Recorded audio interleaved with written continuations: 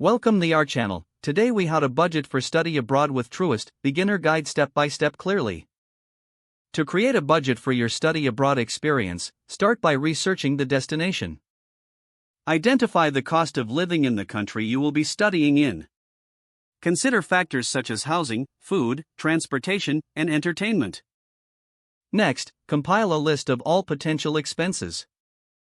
Include tuition fees, travel costs, and health insurance in your calculations. Once you have your list, it's time to set a budget limit. Determine how much you can realistically spend based on your financial situation.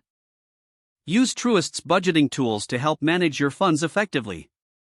Create a detailed monthly budget that allocates money for each expense category.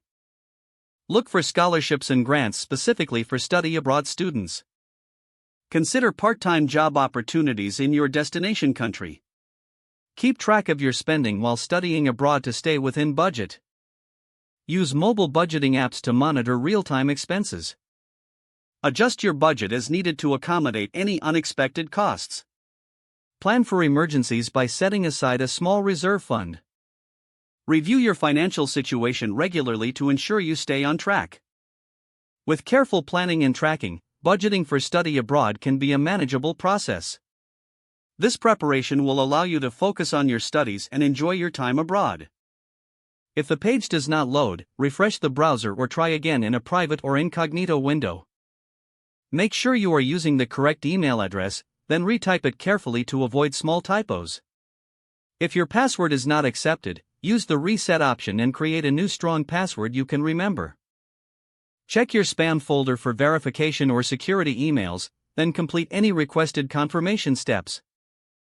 Enable two-factor authentication if available to improve account security and reduce unauthorized access risk.